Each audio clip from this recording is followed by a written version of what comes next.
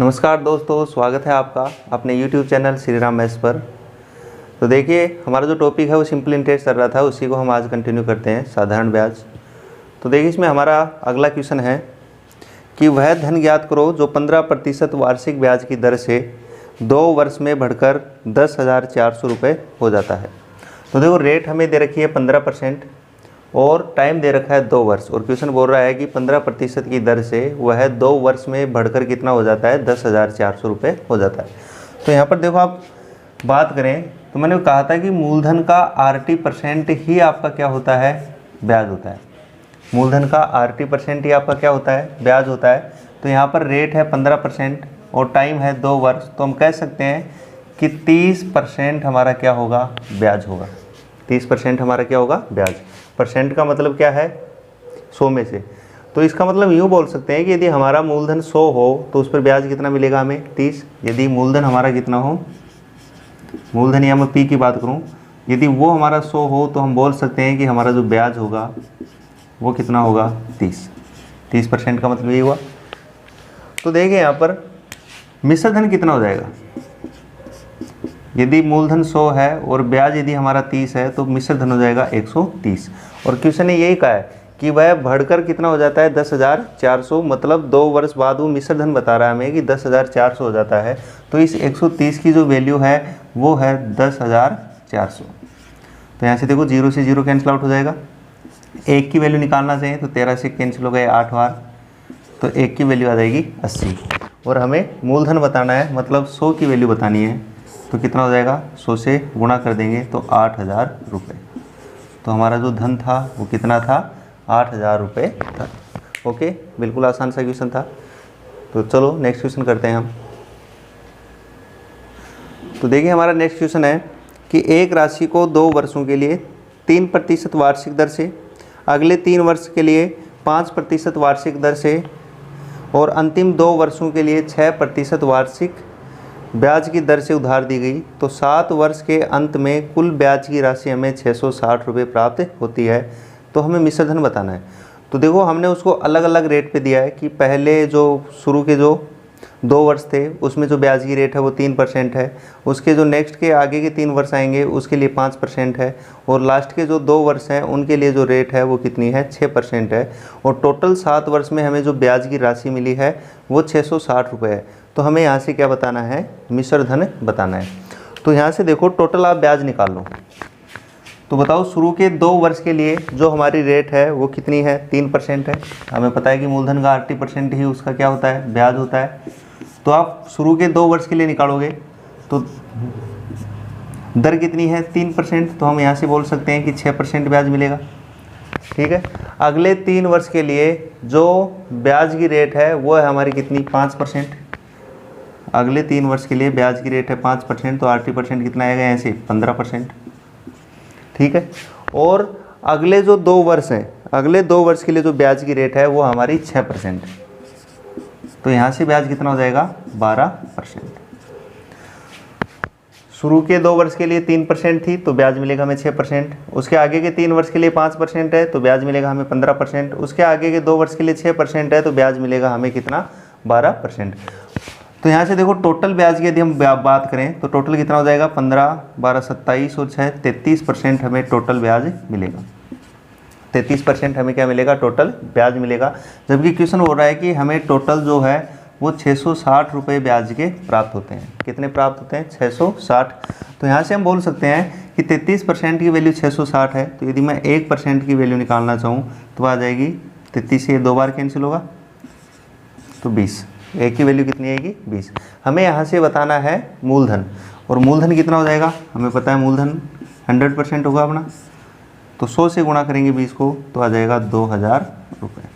बिल्कुल आसान सा था कि 33% का मतलब 100, मतलब यदि 100 हमारे मूलधन है तो ब्याज मिलेगा हमें 33। तो हमें 100 की वैल्यू बतानी है, तो मूलधन हो जाएगा हमारा 2,000 रुपये। देखिए, इसमें मिश्र धन पूछा है तो कोई दिक्कत नहीं है, मूलधन हमारा 2,000 आया। तो यदि हमें अमाउंट बतानी है, मिश्र धन बताना है, तो 2,000 में जो ब्याज था 660 वो ऐड कर देंगे तो कितना हो जाएगा, 2,660। ओके, चलो नेक्स्ट क्वेश्चन करते हैं हम। तो देखिए हमारा नेक्स्ट क्वेश्चन है कि एक राशि 3 वर्षों के लिए 4% वार्षिक दर से उधार दी गई, कि 3 वर्ष के लिए हमने उधार दिया और रेट क्या है 4% है। यदि वह 6% वार्षिक दर से उधार दी गई होती तो साधारण ब्याज जो है वो हमें 1800 रुपये ज़्यादा मिलते। तो देखो अभी हम 4% की रेट से दे रहे हैं, तो देखो ब्याज कितना मिलेगा, हमें पता है ब्याज होता है RT%। ब्याज क्या होता है, RT% होता है। तो हमने 3 वर्ष के लिए 4% की दर से उधार दिया था, तो ब्याज कितना मिलेगा 12%। ब्याज कितना मिलेगा हमें 12%। क्वेश्चन बोल रहा है यदि हम 4% की बजाय उसको 6% पे देते तो ब्याज कितना मिलता, तो ब्याज कितना मिलता हमें 18% मिलता, क्योंकि हमें पता है कि मूलधन का RT% ही उसका क्या होता है, साधारण ब्याज होता है। तो यदि पहले हम 4% पे दे रहे थे तो हमें ब्याज मिल रहा था कितना 12%। अब हमने दिया 6% की रेट से तो हमें ब्याज मिलेगा कितना 18%। तो देखो कितना ज़्यादा मिल रहा है, 6% हमें एक्स्ट्रा मिल रहा है। 6% हमें क्या मिल रहा है, एक्स्ट्रा मिल रहा है। तो यहाँ से क्वेश्चन बोल रहा है कि हमें ब्याज के रूप में 1800 रुपये ज़्यादा मिलते हैं। इसका मतलब 6% की जो वैल्यू है वो कितनी है 1800 है। तो यहाँ से यदि मैं 1% की वैल्यू निकालना चाहूँ तो देखो 6 से कैंसिल हो गए 3 बार, तो आ जाएगा 300। तो 1% की वैल्यू कितनी है 300 है। और मूलधन बताना है, मतलब हमें 100% की वैल्यू यहाँ से बतानी है। तो 100 से इसको गुणा कर देंगे तो कितना आ जाएगा ये 30,000 रुपये। तो जो हमारा मूलधन है वो कितना है 30,000 रुपये है। बिल्कुल बेसिक सा क्वेश्चन था, बस हमें ये ध्यान रखना है कि मूलधन का RT% ही जो है वो उसका क्या होता है, साधारण ब्याज होता है। बिल्कुल बेसिक सी बात है। तो चलो नेक्स्ट क्वेश्चन करते हैं हम। नेक्स्ट क्वेश्चन यहाँ पर कि कोई व्यक्ति 8% की दर से कोई धन उधार लेकर अपने दोस्त को 11% वार्षिक ब्याज की दर से उधार दे देता है, तो इस प्रकार 2 वर्ष में उसे 900 रुपये का फ़ायदा होता है। तो उधार लिया गया धन बताओ। तो हम देखो यहाँ से देख सकते हैं कि उसने 8% की दर से कोई धन उधार लिया और अपने दोस्त को उसने दे दिया 11% पर। तो देखो जब वो धन वापस करने आएगा तो उसका 8% तो उसको लौटाना है, क्योंकि उसने किसी और से उधार लिया था। और जो बच गए 3% उसका उसको क्या होगा, फ़ायदा होगा। 3% क्या उसको क्या हो जाएगा, प्रॉफिट हो जाएगा। देखो 8% की दर पे तो उसने उधार लिया था और आगे उसने फॉरवर्ड कर दिया 11% की दर से, तो उसे देखो जो लाभ होगा या जो प्रॉफिट होगा, जो फ़ायदा होगा वो किस परसेंट की से होगा, किस रेट से होगा, 3% की रेट से होगा। ठीक है, तो बताओ कितना हो जाएगा, ये 2 वर्ष के लिए निकालना है। तो RT% कितना हो जाएगा 2 × 3 मतलब 6% का उसको क्या होगा, प्रॉफिट होगा। 6% का क्या होगा, प्रॉफिट। और क्वेश्चन बोल रहा है कि 900 रुपये का उसको फ़ायदा हुआ। तो हम कह सकते हैं कि 6% की जो वैल्यू है वो कितनी है 900। 6% की जो वैल्यू है वो कितनी है 900 है। तो यहाँ से यदि हम 1% की वैल्यू निकालना चाहें तो देखो 6 से इसको कैंसिल आउट करेंगे। 6 से कैंसिल आउट करेंगे तो कितना आएगा, 6 एकम 6, 3 बचेंगे, 6 पंजे 30, तो 150। और हमें मूलधन बताना है, मतलब 100% की वैल्यू हम यहाँ से बताएंगे। तो 100 से गुणा कर देंगे तो आ जाएगा 15,000 रुपये।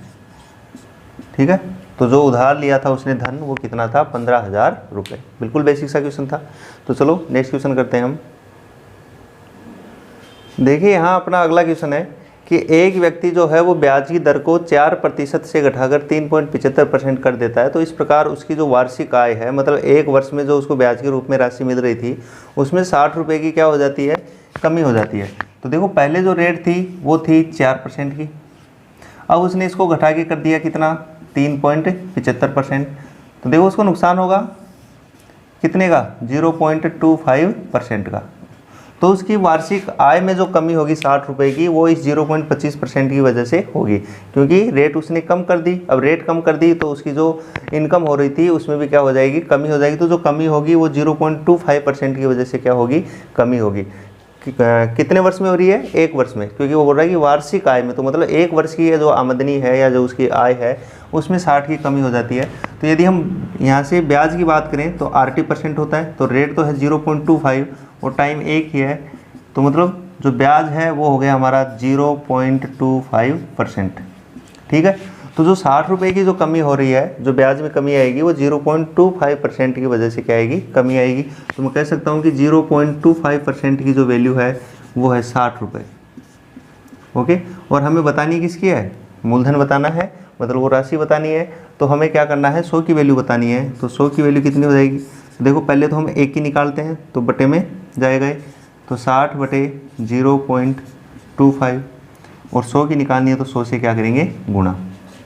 उसके बाद में देखो ये वाला पॉइंट यदि हम हटाएंगे तो ऊपर 100 से गुणा और करना पड़ेगा, तो 25 से ये कैंसिल हो जाएगा 4 बार, और सोल्व करेंगे तो कितना आएगा, देखो 6 को 4 से गुणा करेंगे 24, और 3 जीरो हैं। तो जो हमारी जो अमाउंट है, जो राशि है, जो हमने उधार दी थी, जो प्रिंसिपल है, वो हो जाएगा कितना, 24,000 रुपये। बिल्कुल बेसिक सा था, देख लो। चलते हैं नेक्स्ट क्वेश्चन की ओर। तो देखिए हमारा नेक्स्ट क्वेश्चन है कि 500 रुपये की एक राशि निश्चित ब्याज की दर पर 2 वर्षों के लिए क्या दी जाती है, उधार दी जाती है। तो मिश्रधन 680 रुपये प्राप्त होता है। यदि ब्याज की दर को 2% हम बढ़ा दें तो हमें मिश्रधन कितना प्राप्त होगा, ये हमें बताना है। तो देखो ऐसे 500 रुपये थे, हमने किसी को उधार दिए, और 2 वर्ष के बाद में जो हमें मिश्रधन मिला वो मिला 680 रुपये।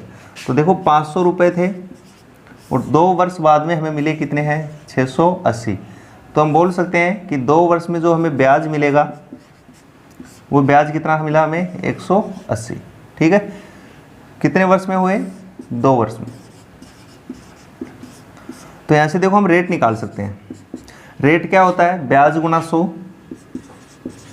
तो ब्याज 180 और गुणा में 100, और बटे में मूलधन, मूलधन हमारा कितना है 500, और इनटू टाइम, टाइम कितना है 2 वर्ष। तो देखो 2 जीरो से 2 जीरो कैंसिल आउट हो जाएंगे, 5 को 2 से गुणा करेंगे तो 10 आएगा, तो उस 10 से 1 जीरो ये भी कैंसिल हो जाएगा।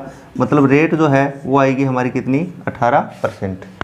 क्वेश्चन बोल रहा है कि यदि हमने रेट को 2% बढ़ा दें, यदि रेट को 2% बढ़ा दें, तो बताओ रेट को यदि मैं 2% बढ़ा दूं, तो 2% बढ़ाएंगे तो हमारी जो रेट है वो क्या हो जाएगी, 20% हो जाएगी।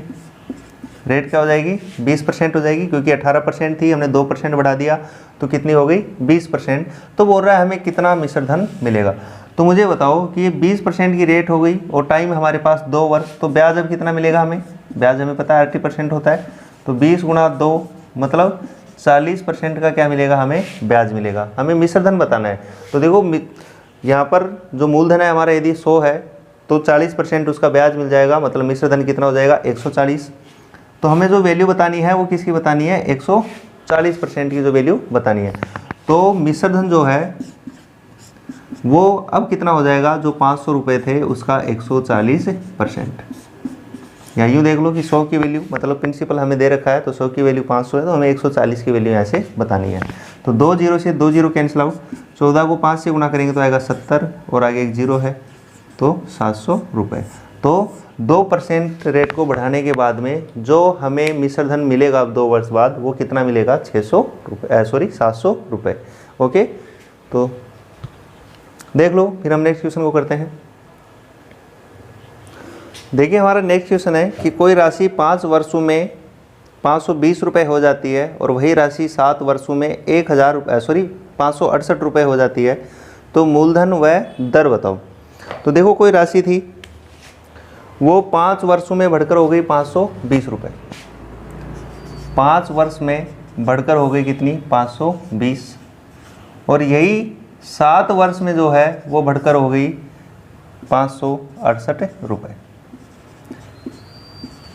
हम यूँ भी कह सकते हैं कि 5 वर्ष का जो मिश्रधन है वो 520 रुपये है, और 7 वर्ष का जो मिश्रधन है वो है 568 रुपये। तो देखो यहाँ पर कितना बढ़ गया है, तो हम बोलेंगे 48 रुपये क्या हो गया, बढ़ गया। कितने वर्ष में बढ़ा है, 5 से 7 की बात करें तो 2 वर्ष में। तो हम कह सकते हैं कि 2 वर्ष में जो 48 रुपये बढ़े हैं वो इसलिए बढ़े हैं कि 2 वर्ष का जो ब्याज है वो कितना है, 48 रुपये है। ठीक है, देखो ये 5 वर्ष का मिश्रधन है, ये 7 वर्ष का मिश्रधन है। मिश्रधन का मतलब इसमें मूलधन भी है प्लस 5 साल का ब्याज भी है।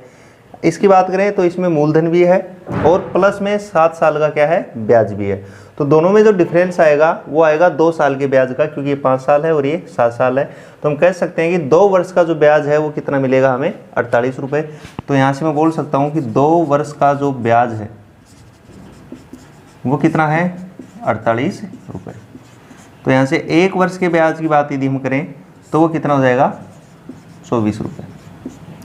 अब हमें मूलधन निकालना है, तो देखो हमें क्या करना पड़ेगा, 5 साल और 7 साल के लिए हमें दे रखा है, तो या तो आप 5 साल का ब्याज निकालो या फिर आप निकालो कितने का, 7 साल का ब्याज। तो मान लो मैं 5 साल का ब्याज निकाल रहा हूँ यहाँ से, तो बताओ 5 साल का जो ब्याज है वो कितना हो जाएगा। तो 24 को गुणा करेंगे हम 5 से, तो आएगा कितना 120 रुपये। कितना आएगा 120 रुपये। तो मतलब 5 साल का जो मिश्र धन था 520, इसमें जो ब्याज है 5 साल का वो 100 कितना है 20 है। तो यहाँ से यदि हम मूलधन निकालना चाहें तो वो कितना हो जाएगा 520 में से आप माइनस कर दो 5 साल का ब्याज, तो बचेगा हमारे पास कितना 400 रुपये। तो ये क्या हो जाएगा हमारा मूलधन हो जाएगा। तो मूलधन तो हमें पता चल गया, हमें बतानी है अब रेट। तो देखो रेट अब आप आसानी से निकाल सकते हैं। तो देखो आप जितना टाइम पीरियड लो उसी के हिसाब से ब्याज ले लो। यदि आप 2 वर्ष ले रहे हो समय तो आपको ब्याज लेना पड़ेगा 48, 1 वर्ष ले रहे हो तो ब्याज लेंगे हम 24, 5 वर्ष ले रहे हैं तो हम लेंगे 120, ऐसे 7 साल लेंगे तो हम 7 साल का ब्याज लेंगे। तो कैलकुलेशन आसान हो तो हम 1 साल के लिए ले लेते हैं। तो रेट निकालना है तो ऊपर तो आएगा ब्याज गुणा 100, तो 1 साल का ब्याज है 24 रुपये और गुणा में 100, और बटे में मूलधन है हमारा 400 और गुणा जो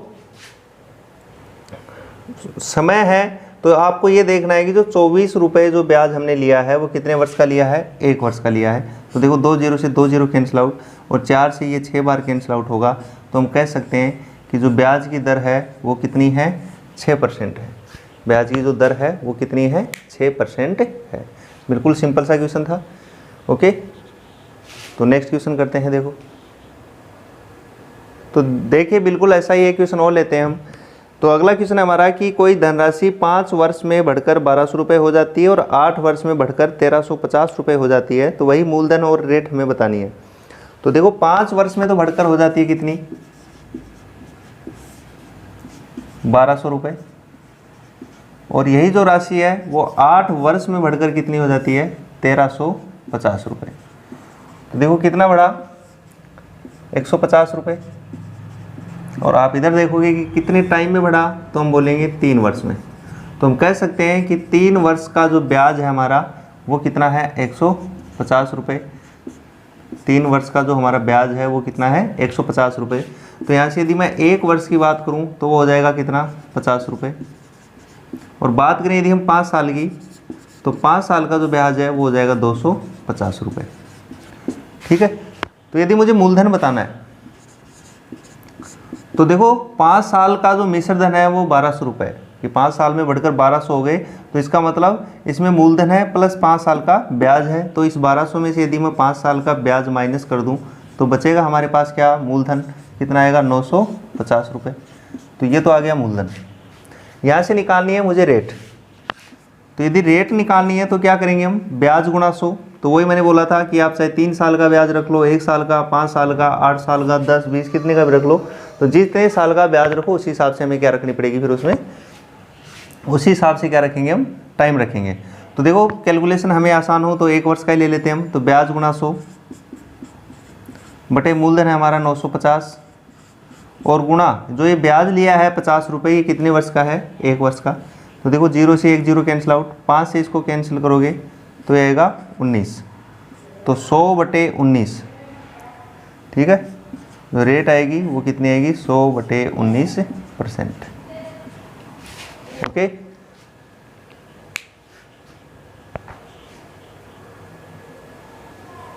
देखिए नेक्स्ट क्वेश्चन है हमारा कि यदि किसी राशि का साधारण ब्याज मूलधन का 0.09 गुना हो और दर व समय का संख्यात्मक मान समान है तो रेट हमें यहाँ से बतानी है। तो यहाँ पर देखो क्वेश्चन ने कहा है कि जो साधारण ब्याज है वो उसके मूलधन का 0.09 गुना है।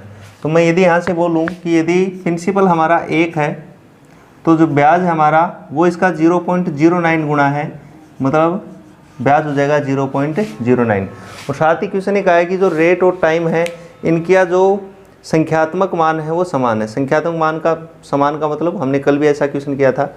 संख्यात्मक मान का समान होने का मतलब ये है कि उनकी यूनिट तो अलग अलग होती है, जैसे टाइम वर्ष में होता है और रेट होती है हमारी किस में, परसेंटेज में। लेकिन संख्यात्मक मान का मतलब ये है कि जैसे मान लो कि 10 वर्ष है तो रेट होगी 10%, मतलब जो उनकी जो वैल्यू है वो क्या होगी, इक्वल होगी। तो यहाँ से देखिए हमें रेट बताना है, तो रेट बराबर होता है ब्याज गुणा 100। तो ब्याज हमारा 0.09 इंटू 100 और अपॉन में मूलधन, मूलधन हमारा 1 और टाइम। और क्वेश्चन ने बोल रहा है कि जितनी रेट है उतना ही टाइम है। तो टाइम भी हम लिखेंगे कितना r। ठीक है, तो देखो r डिवाइड में है, इसको इधर लेके आएंगे तो r से मल्टीप्लाई होकर बनेगा r²। और इधर है देखो 0.09 है और गुणा 100। यदि ये वाला पॉइंट यदि मैं यहाँ से हटाता हूँ तो बटे में लगाऊंगा मैं 100, तो 2 0 से 2 0 यहाँ से देखो क्या हो जाएंगी, कैंसिल हो जाएंगी। तो r² की वैल्यू यहाँ से आएगी 9। यहाँ से यदि हम अंडर रूट हटाएं तो 9 का आएगा वर्गमूल और 9 का वर्गमूल हो जाएगा 3। तो जो रेट है हमारी वो कितनी होगी, 3%। ओके, बिल्कुल ईजी सा था। तो देखिए हमारा नेक्स्ट क्वेश्चन है कि 28,000 रुपये में से कुछ धन ए को 15% की दर से तथा शेष धन बी को 20% की दर से इस प्रकार उधार दिया गया कि 2 वर्ष के बाद दोनों से समान ब्याज प्राप्त होता है। देखो क्या बोल रहा है क्वेश्चन, समझते हैं यहाँ से कि टोटल 28,000 रुपये थे, इसमें से हमने कुछ अमाउंट ए को दिया है और कुछ अमाउंट हमने बी को दिया है। और इस प्रकार से उधार दिया गया है कि ए को 15% की दर से दिया है, ए को दिया हमने 15% की दर से और बी को दिया हमने 20% की दर से। ए को दिया हमने 15% की दर से और बी को जो धन दिया है उधार वो दिया हमने 20% की दर से। वो दोनों के लिए टाइम सेम है, इसको भी हमने 2 वर्ष के लिए दिया है और इसको भी हमने 2 वर्ष के लिए उधार दिया है। तो ये तो क्वेश्चन है, ठीक है, कि 28,000 रुपये थे हमारे पास टोटल, उसमें से हमने कुछ ए को दे दिया और कुछ धन हमने बी को दे दिया। ए को दिया है 15% की रेट से और बी को दिया है 20% की रेट से और दोनों का टाइम सेम है। ये अलग अलग भी हो सकता है कि मान लो इसको अलग टाइम के लिए दिया हो, इसको अलग टाइम के लिए दिया हो। और साथ में बोल रहा है कि दोनों से जो ब्याज मिलता है 2 वर्ष बाद हमें वो क्या मिलता है, समान मिलता है। तो देखो मैंने बताया था आपको कि मूलधन का RT% क्या होता है, उसका साधारण ब्याज है। तो मान लो कि ए का मूलधन ए है तो इसका RT% कितना हो जाएगा, 15 गुणा 2, ठीक है। और बी का यदि हम ब्याज निकालें तो बी का मूलधन यदि मैं बी मान लूँ तो इसका RT% हो जाएगा 20 गुणा 2%। तो ये एक से मिलने वाला ब्याज हो गया और ये वाला ब्याज हो गया बी से मिलने वाला। और क्वेश्चन बोल रहा है कि दोनों से ब्याज की जो राशि है वो बराबर प्राप्त होती है हमें। तो देखो परसेंट से परसेंट कैंसिल आउट हो जाएगा, 2 से 2 कैंसिल आउट हो जाएगा, 5 से 3 बार कैंसिल, ये 5 से 4 बार कैंसिल। तो यहाँ से ए और बी का जो मूलधन है उसका अनुपात आ जाएगा हमारे पास 4:3।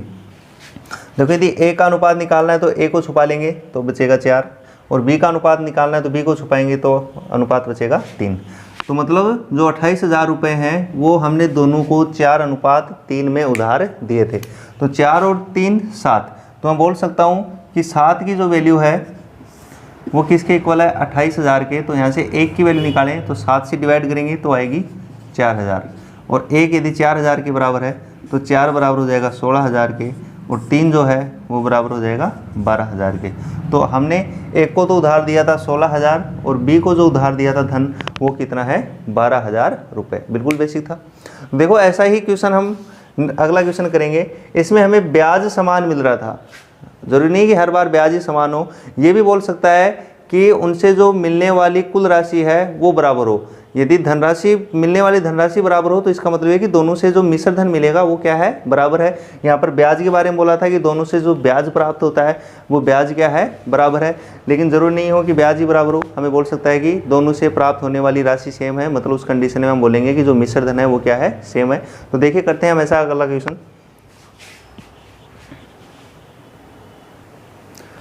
तो देखिए हमारा नेक्स्ट क्वेश्चन है कि एक व्यक्ति के पास 3 लाख रुपए हैं, उनमें से वो कुछ धन अपने 13 वर्ष आयु वाले पुत्र के खाते में 20% की दर से तथा शेष जो धन है वो 15 वर्ष आयु वाले पुत्र के खाते में 25% की दर से इस प्रकार जमा करवाता है कि उनके 18 वर्ष के होने पर प्रत्येक पुत्र के खाते में समान राशियां प्राप्त होती हैं। तो छोटे पुत्र के खाते में जमा करवाया गया धन बताओ। तो देखो जब वो दोनों 18 वर्ष के हो जाएंगे तो दोनों के जो अकाउंट में जो राशि आएगी वो समान आएगी। इसका मतलब उसमें मूलधन भी होगा जितना उनको दिया था प्लस ब्याज भी होगा। कहने का मतलब जो टोटल अमाउंट है, जो मिश्र धन है, वो दोनों के लिए क्या हो जाएगा, इक्वल हो जाएगा। अभी एक पुत्र की आयु कितनी है, 13 वर्ष और दूसरे की कितनी है, 15 वर्ष की उम्र है। तो जब वो दोनों 18 वर्ष के हो जाएंगे उस वक्त उनके खाते में जो राशि जमा होगी वो क्या होगी, दोनों की बराबर होगी। तो देखो जो 13 वर्ष आयु वाला पुत्र है उसके लिए टोटल टाइम जो हो जाएगा 5 वर्ष, क्योंकि 13 वर्ष उसकी आयु है, 18 वर्ष होने में उसको 5 वर्ष लगेंगे। ऐसे ही जो 15 वर्ष आयु वाला पुत्र है, उसको 18 वर्ष के होने में 3 वर्ष है, मतलब उसके लिए जो ब्याज मिलेगा उसको 3 वर्ष के लिए मिलेगा। और जो पहला पुत्र है उसको 20% की रेट पे धन उधार दिया है, जमा कराया है, और जो दूसरा पुत्र है उसके अकाउंट में जो अमाउंट हमने जमा करवाई है वो 25% की रेट से करवाई है। तो हमें पूछा है कि दोनों के खाते में जो कितनी कितनी राशियाँ जमा कराई थी, या छोटे पुत्र के खाते में जमा करवाई गई राशि हमें यहाँ से बतानी है। ठीक है, तो देखें यहाँ पर टोटल 3 लाख रुपए थे, उसमें से उसने कुछ धन अपने, मान लो कि पहला पुत्र उसका ए है और दूसरा पुत्र बी है, इनके अकाउंट में दिया, जमा करवाया है। तो देखो इसके लिए अभी हमारे पास टाइम बचा हुआ है कितना, 5 वर्ष, और इसकी जो रेट है वो कितनी है, 20% की रेट है। तो टोटल जो ब्याज मिलेगा हमें यहाँ से वो मिलेगा 100%, क्योंकि मूलधन का जो RT% होता है वही उसका क्या होता है, साधारण ब्याज होता है। तो देखो यहाँ से इसके लिए टाइम 5 वर्ष है, रेट 20% है, मतलब इसके लिए जो ब्याज मिलेगा वो कितना मिलेगा, 100%। जबकि दूसरे पुत्र के लिए देखो अभी फ़िलहाल ये 15 वर्ष का है, तो मतलब 18 वर्ष होने के लिए इसको 3 वर्ष और लगेंगे, तो मतलब इसके जो पैसे हैं वो बैंक में 3 वर्ष के लिए जमा रहेंगे, और इसकी जो रेट है वो 25% है। तो इसके लिए जो ब्याज होगा वो क्या होगा, 75%। अब क्वेश्चन ये कहा है कि इन दोनों के अकाउंट में जब ये 18 वर्ष के हो जाते हैं तो समान राशि जमा होती है। इसका मतलब इसका मिश्र धन और इसका मिश्र धन दोनों क्या है, बराबर है। तो बताओ ए का मिश्र धन तो कितना हो जाएगा, मान लो इसका मूलधन यदि ए है तो कोई भी जो अमाउंट होती है वो खुद का 100% होती है, और देखो 100% ही उसको क्या मिल रहा है, यहाँ पर ब्याज मिल रहा है। तो मतलब मिश्र धन कितना हो जाएगा, 200%। मान लो मैंने किसी को 100 रुपये उधार दिए और 100% ही मुझे ब्याज मिल रहा है, मतलब 100 का 100% 100 ही होगा, मतलब अब जो टोटल अमाउंट हो जाएगी वो कितनी हो जाएगी, 200। तो देखो 100% का मतलब ये हो गया कि यदि आपकी राशि 100 है तो उस पर 100 ही आपको ब्याज मिल गया, मतलब अब मिश्र धन कितना हो गया, 200। तो ए का 200%, क्योंकि हमें मिश्र धन बराबर बोल रहा है यहाँ पर, और यहाँ पर बी का मिश्र धन कितना हो जाएगा, मान लो कि 100 तो उसका क्या है, 100 क्या है, मूलधन है, तो 75% उसको क्या मिल जाएगा, ब्याज मिल जाएगा। तो इसका जो मिश्र धन है वो बराबर हो जाएगा कितना, 175%। और क्वेश्चन बोल रहा है दोनों की जो राशियां हैं वो समान है, मतलब ए का 200% ये बराबर है बी के 175% के। यहाँ पर जो बात की है वो बात की है हमने अमाउंट सेम की, ब्याज सेम की नहीं, अमाउंट सेम की, मतलब जो मिश्र धन है वो दोनों के लिए क्या है, बराबर है। ओके, तो देखो परसेंट से परसेंट कैंसिल आउट हो जाएगा, 25 से आप कैंसिल करोगे इनको तो ये 8 बार कैंसिल होगा, ये 25 से 3 बार कैंसिल होगा। तो यहाँ से ए और बी का यदि मैं अनुपात निकालूँ तो वो आएगा, 25 से 7 बार कैंसिल होगा, 75 नहीं 175 है। तो यदि यहाँ से हम अनुपात की बात करें तो ए और बी का जो अनुपात है वो आएगा 7:8। तो जो उसके पास 3 लाख रुपए थे वो दोनों के अकाउंट में 7:8 के अनुपात में क्या करेगा, जमा करेगा। तो देखो ऐसे टोटल अमाउंट की बात करें तो हो जाएगी 15, और क्वेश्चन बोल रहा है कि टोटल कितने लाख रुपए थे, 3 लाख रुपए उसके पास थे। तो एक की वैल्यू यदि यहाँ से निकालें तो वो आ जाएगी 20,000। तो 7 की कितनी हो जाएगी, 1,40,000, और 8 की हो जाएगी 1,60,000। ठीक है, तो पूछा था कि छोटे पुत्र के खाते में कितने जमा कराए, तो 1,40,000। बड़े वाले पुत्र के खाते में कितने कराए, तो 1,60,000। ओके, तो बिल्कुल बेसिक सा क्वेश्चन था। तो देखिए हमारा नेक्स्ट क्वेश्चन है कि 7300 रुपये की राशि को 2 भागों में उधार दिया गया। पहले भाग पर 5% वार्षिक दर से 6 वर्ष के लिए तथा दूसरे भाग को 4% वार्षिक दर से 7 वर्ष के लिए उधार दिया गया है। यदि दोनों भागों से प्राप्त ब्याजों का अनुपात 2:3 हो तो पहले भाग पर उधार दी गई राशि बताओ। तो देखो टोटल हमारे पास 7300 रुपये थे, हमने 2 पार्ट में इसको अलग अलग क्या किया है, उधार दिया है। तो मान लो कि पहला पार्ट हमारा ए है और दूसरा पार्ट जो हमारा बी है। पहला पार्ट हमने ए मान लिया और दूसरा पार्ट जो है वो हमारा कितना है, बी है। तो पहले पे देखो हमने 5% हमारी रेट है और 6 वर्ष के लिए हमने उधार दिया है, तो इसके लिए जो ब्याज मिलेगा वो मिलेगा हमें 30%, ए का 30%, क्योंकि रेट हमारी 5% है, टाइम 6 है तो RT% होता है, तो 6 पंजे 30, मतलब इसके लिए जो ब्याज मिलेगा वो 30% मिलेगा, ए का 30%। ऐसे ही बी के लिए जो रेट है वो तो 4% है और टाइम 7 वर्ष है, तो इसके लिए जो होगा वो कितना होगा, 28%। इसके लिए कितना हो जाएगा 28%, क्योंकि रेट है 4%, टाइम है 7 वर्ष, तो 28%। तो अब की बार हमें ये नहीं बोला है कि दोनों से ब्याज बराबर हो मिलता है, यदि बराबर होता तो दोनों को हम कर देते बराबर। अब की बार इनका अनुपात दिया है, तो इनका अनुपात निकाल लेंगे हम, और ये अनुपात दिया है हमें 2:3, कि जो दोनों से ब्याज मिलता है वो 2:3 के अनुपात में हमें मिलता है। तो पहले भाग पर उधार दी गई राशि हमें यहाँ से बतानी है। तो देखो यहाँ से हम कैंसिल आउट कर सकते हैं इसको, ये परसेंटेज से परसेंटेज कैंसिल आउट हो गया। कभी भी देखो जब अनुपात आपको बराबर में दोनों तरफ राशियाँ लिखी हुई हैं, तो यदि दोनों तरफ हम काटना चाहें तो अंश से अंश कटेगा और हर से हर कटेगा। हम एक तरफ भी काट सकते हैं, लेकिन फिर हर से क्या करता है, अंश करता है, इस बात का ध्यान रखना। यदि दोनों साइड काट रहे हो तो ऊपर ऊपर वाली कटेंगी, नीचे नीचे वाली कटेंगी, और एक ही साइड काट रहे हो तो ऊपर और नीचे वाली आपस में कटेंगी। तो 2 से कैंसिल आउट करोगे 15, इसको 2 से कैंसिल आउट करोगे तो आएगा 14, क्रॉस मल्टीप्लाई कर दो तो ये तो हो जाएगा। देखो 15 को 3 से करेंगे, क्रॉस मल्टीप्लाई कर रहे हैं हम, 3 को 15 से करेंगे तो ये तो हो जाएगा 45 से, और 14 को 2 से करेंगे तो ये आएगा 28B। यहाँ से यदि मैं A अनुपात B की यदि बात करूँ तो वो हो जाएगा 28:45। ओके, तो दोनों को जो उधार दी गई राशि थी वो 28:45 के रूप में थी। यदि मैं यहाँ से टोटल की बात करूँ तो 28 और 45 टोटल कितना हो जाएगा 73। तो इस 73 की वैल्यू 7300 है, तो एक की वैल्यू हो जाएगी यहाँ से 100। तो पहले भाग पर तो हमने उधार दिया धन कितना 2800, और दूसरे भाग पर धन दिया हमने कितना 4500। ओके,